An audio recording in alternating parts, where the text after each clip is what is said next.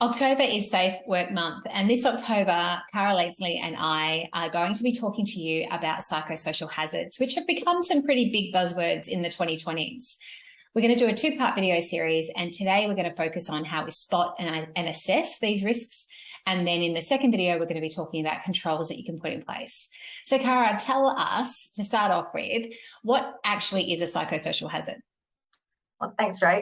A psychosocial hazard is actually anything that can cause psychological harm. So it's a really broad list of things, particularly in a workplace. So something like excessive job demands, even low job demands, poor change management, bullying, harassment, discrimination, lack of work clarity, or even just performing work in a remote and isolated environment. Essentially, it can be anything from where we work to who we work with to what we actually do on a day-to-day basis. All right. So once we've spotted them and we know that, everybody has got psychosocial hazards in their workplace, that we've got to acknowledge the fact that they can exist.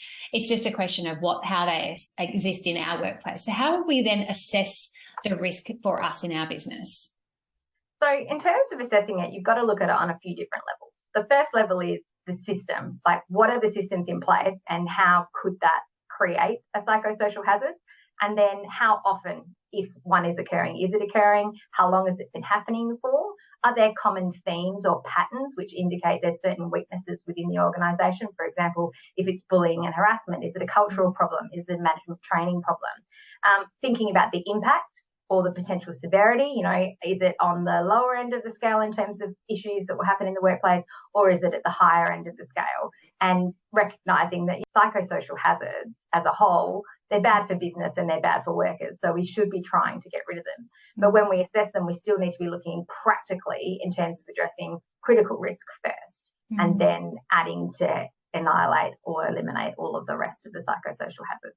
So just like all of our physical safety risks, we need to be dealing with these on our risk management registers and, properly assessing them and making sure that we're aware of them and considering them when it comes to the overall management of the business.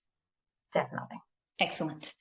So stay tuned for video number 2, where we're going to tell you how you can go about putting in place control measures to deal with these psychosocial hazards. In the meantime, if you have questions for us, then you can reach Cara and I at hello@3dhrlegal.com.au.